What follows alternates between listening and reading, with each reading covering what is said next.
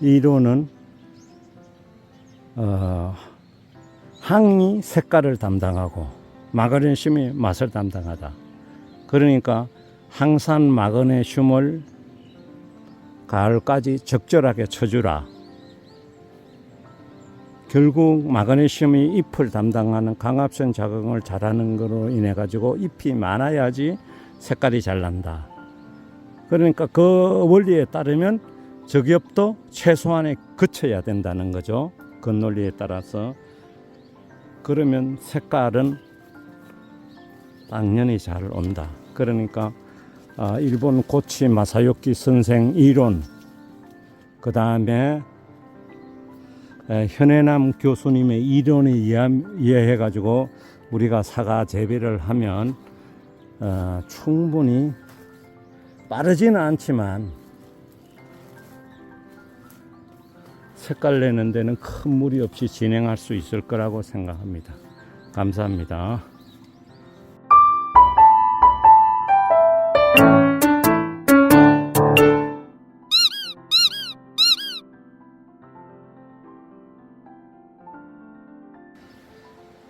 오늘은 10월 27일 2024년도 10월 27일입니다.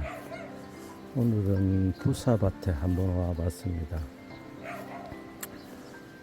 지금 부사도 출하를 하고 있습니다. 부사도 출하를 하고 있는데 저는 11월 한 11일 정도 지금 작년에 그때 해가지고 올해도 그때 계획하고 있습니다. 지금 우리가 착색이 지금 많이 안 되고 있다고 농민들이 많이 우려를 하고 있습니다.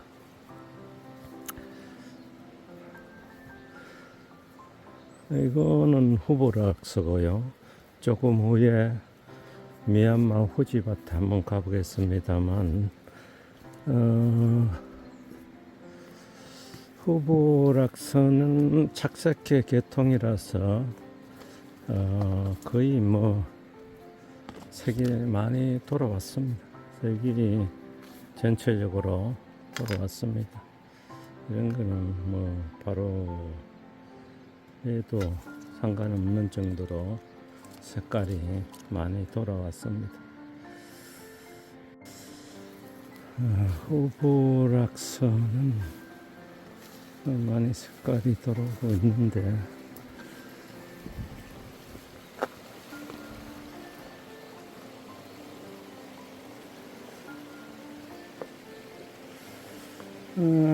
우리가 색깔이 많이 안 들어온 원인에 대해서 여러 가지 이야기 있고 날씨가 고온이 돼 가지고 그렇다 뭐 그런 다양한 이론이 있습니다.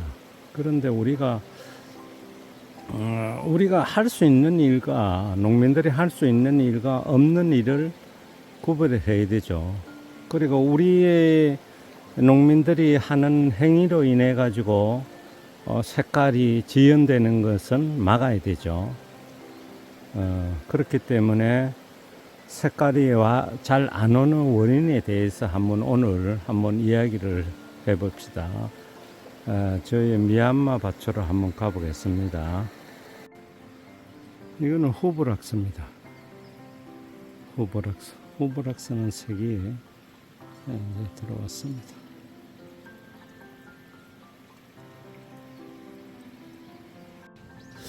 미얀마 밭입니다. 이거는 9년생이고 지금 아까 전에 본 후지밭 후지 후브락서 밭보다는 착색이 조금 늦습니다.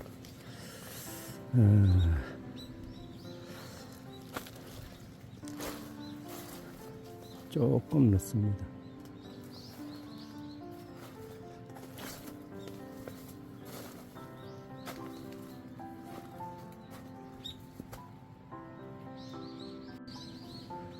착색이 조금 늦습니다.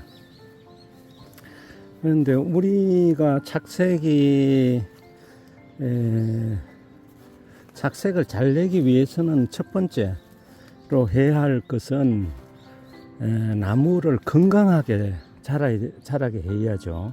나무가 건강해야지 색깔이 착색이 잘 되는 겁니다. 그게 가장 첫 번째 기본입니다. 나무가 건강해야지 착색이 잘 오는 겁니다. 나무마다 착색이 정도, 그 다음에 가지마다 착색의 정도가 조금씩 다 차이 나는 이유가 나무의 상태에 따라서 차이가 나는 겁니다. 그렇기 때문에 나무를 건강하게 하기 위해서는 지난번에도 유튜브에 올렸듯이 나무 상태를 건강하게 유지하기 위해서는 나무 상태를 영양생직하고 생식생장이 이루어지는데 영양생장을 60%, 생식생장을 40% 정도 되게 유지하라는 거죠.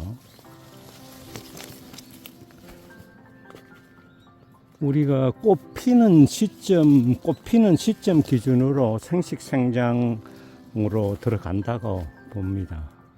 꽃 피는 시점을 영양생장에서 생식생장으로 들어가는 시점에서는 비료 주는 것을 아주 유의를 해야 됩니다.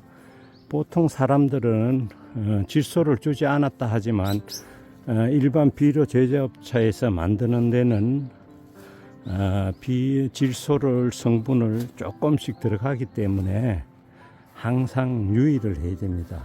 질소 성분이 있는지 그 유의를 해야 됩니다.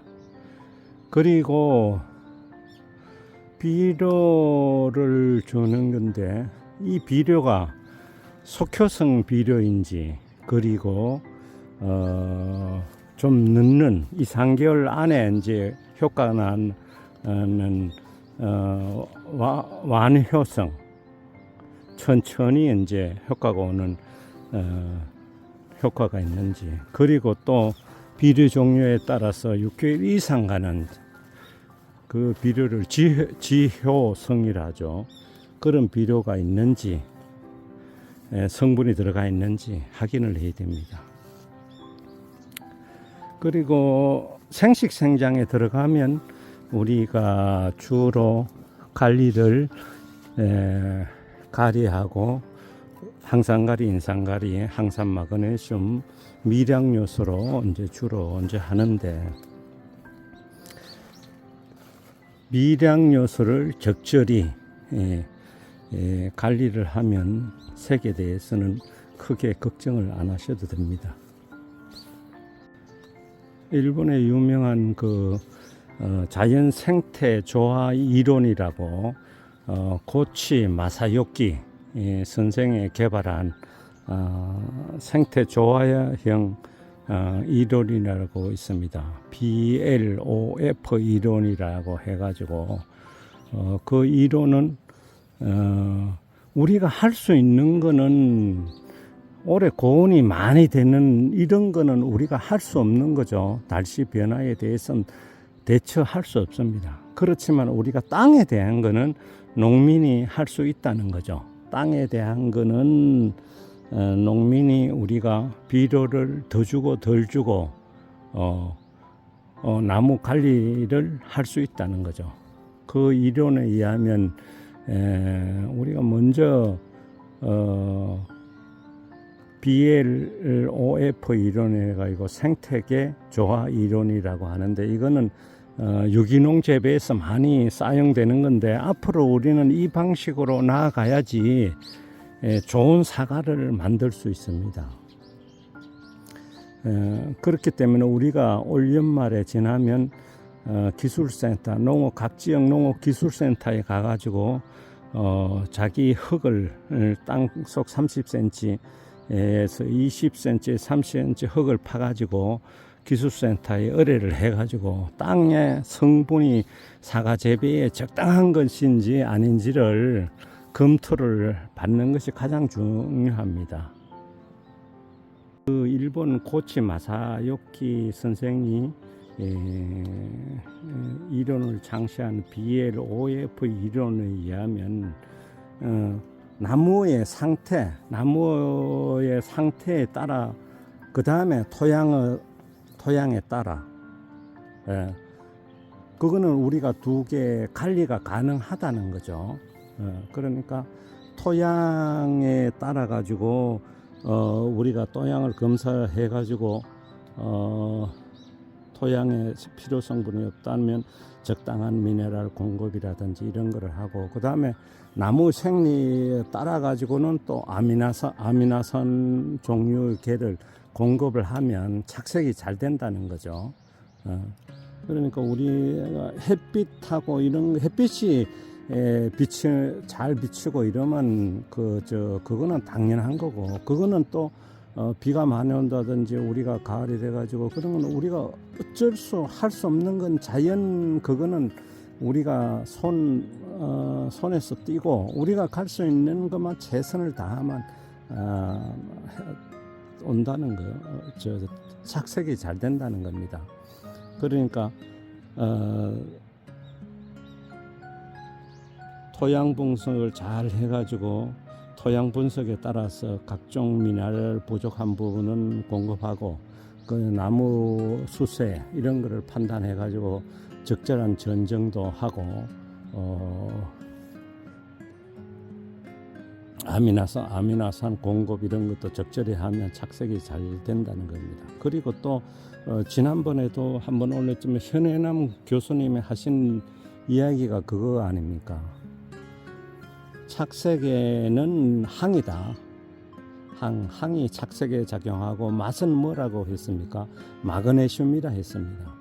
그러니까 가을 돼 가지고 어떤 분은 마그네슘을 쳐준다니까 왜 마그네슘을 쳐주냐, 그런 이야기를 하는데, 결국은 모든 작용이 이 잎에서 강압성 작용을 해 가지고 태양하고 그 다음에 태양에서 강압성 작용을 해가지고 여기 포도당 이런 게 다 만들어져 가지고 뿌리 쪽으로 가고 열매 쪽으로 가는 거 아닙니까?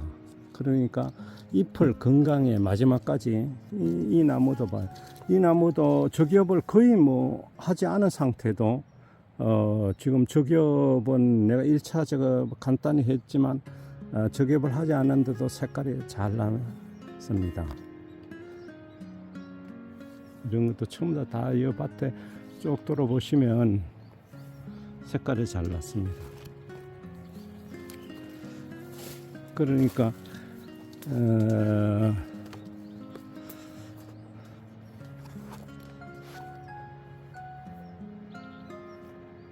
색깔이 났죠. 그러니까 나무 상태 생리에 따라 가지고 적절한 아미노산 공급을 하고 우리가 할 수 있는 것을 착실히 하자. 그리고 비료에 대해서도 아까 전에 얘기했지만 쇼크성, 완효성, 지효성 이런 게 6개월 이상 지속되는 그런 비료, 뭐 2, 3개월 가는 완효성 비료, 속효성 비료. 그런데 예를 들어서 지효성 좀 길게 가는 비료를 줘놓고 나는 비료 안 줬다 이렇게 생각하면 안 되는 거죠. 그러니까 비료의 성격을 아주 철저히 분석을 해서 이 비료가 줄 때는 언제까지 작용을 하는지, 색깔 될 때까지 작용을 하면 색깔이 안 오겠죠. 그래 놓고 색깔이 안 온다 하면 안 되는 거죠. 그러니까 그 비료에 대해서 항상 성격을 분석하고 해야 될 것 같습니다. 현해남 교수도 똑같은 이야기를 하는데 비료에 대해서 이야기 많이 하는 교수 아닌 비료 전문가신데, 여기도 항산 마그네슘, 항산 가리, 항이 색깔을 담당하고 마그네슘은 맛있는 거, 산미 이런 거를 마그네슘이 담당한다고 그렇게 이야기를 했습니다. 그러니까 마그네슘은 원래 옆면은 그러니까 잎을 건강하게 잘하면 맛이 날 수밖에 없죠. 예를 들어서 잎이 없는 사과를 따면 그 맛이 없듯이 항산 마그네슘, 항산 가리를 8월부터 적절하게 상황에 따라서 처리를 해야 됩니다. 그리고 우리가 착색도우미 있죠. 착색도우미가 저거죠. 미량요소로 만든 겁니다. 미량요소를 독각같이 만들어 가지고 꼭지점 사과하고 요 부분에 작용한다고 지난번에 동영상에 올렸죠. 요 부분에 작용해 가지고 요 부분을 마르게 한다든지 여기서 오는 영양분을 끊어 가지고 여기 빨리 숙성시키게 만드는 게 착색도우미죠. 그 원료가 미량요소입니다. 미량요소. 그러니까 미량요소를 이 밑에 시비를 해주는 겁니다. 이렇게 주는 것보다 뿌리에서 올라가는 그 효과가 은은하고 그러니까 착색도우미는 즉시 작용을 하는 거고 미량요소를 밑에서 뿌리 쓸 때는 뿌리로 올라가기 때문에 큰 사과나무에 지장도 크게 주지 않으면서 나무 과일도 은은하게 만든다는 거죠. 그 논리가. 그러니까 착색도우미를 치지 말고 미량요소를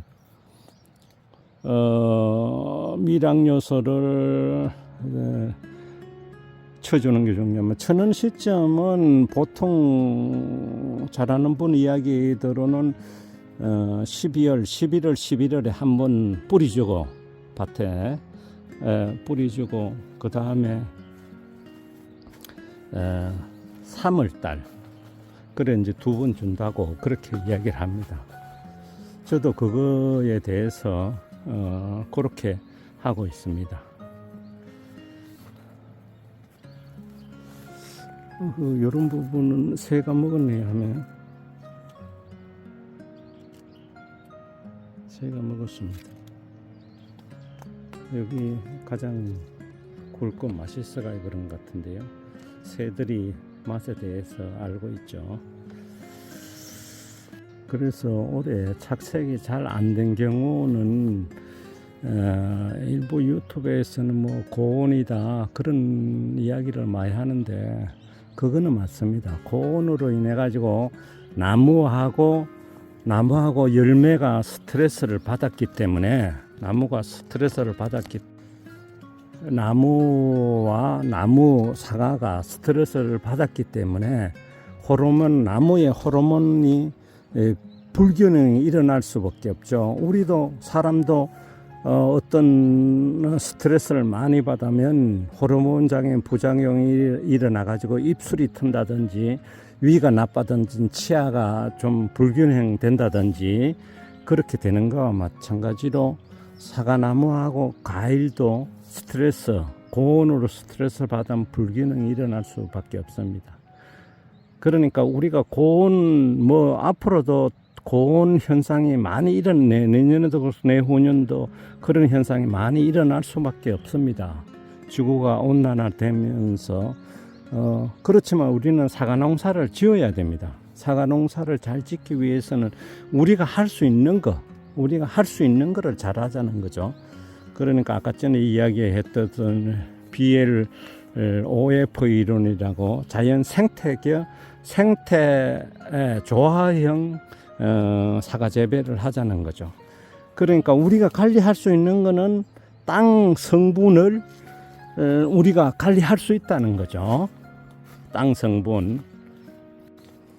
성분은 우리가 갈 수 있다는 건데 땅 성분에 대해서는 우리가 비료를 적절하게 시비를 해가지고 나무를 건강하게 만들면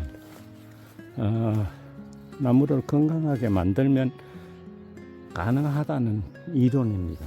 그러니까 비료의 성분에 따라서 이게 빨리 효과가 나는 비료인지 좀 늦게 나는 효과가 나는 비료인지 아니면 좀 늦게까지 효과가 발행되는 비료인지 그거를 잘 알아가지고 시비를 하면 좋은 사과를 생산할 수 있다는 겁니다.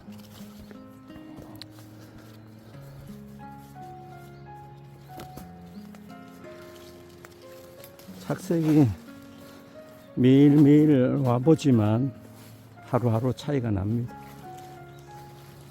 사과는 이게 사과나무가 착색을 이런 걸 하는 거니까 사과나무한테 우리는 조금 서포트만 해주면 사과나무가 잘 만듭니다. 이거는 비닐이가 바람에 날리네요. 해줘야 되겠네요.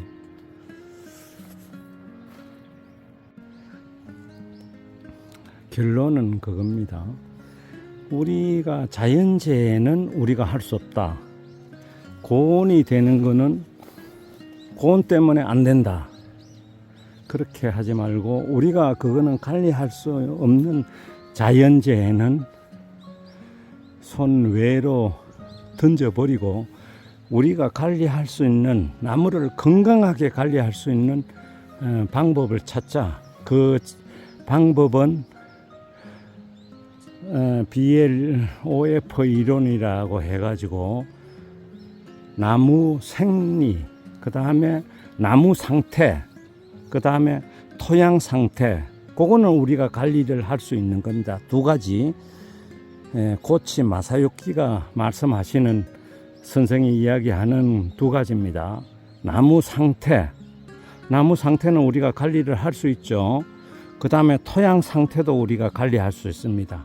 그 두 가지를 적절하게 하면 색은 자연적으로 날 수 있다.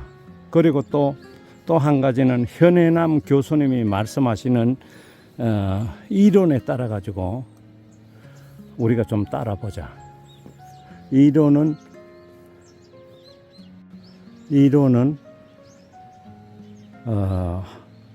항이 색깔을 담당하고 마그네슘이 맛을 담당하다. 그러니까 항산 마그네슘을 가을까지 적절하게 쳐주라. 결국 마그네슘이 잎을 담당하는 강압성 작용을 잘하는 것으로 인해 가지고 잎이 많아야지 색깔이 잘 난다. 그러니까 그 원리에 따르면 적엽도 최소한에 거쳐야 된다는 거죠. 그 논리에 따라서. 그러면 색깔은 당연히 잘 온다. 그러니까 일본 고치 마사요키 선생 이론, 그 다음에 현해남 교수님의 이론에 의해 가지고 우리가 사과 재배를 하면 충분히 빠르지는 않지만 색깔 내는 데는 큰 무리 없이 진행할 수 있을 거라고 생각합니다. 감사합니다.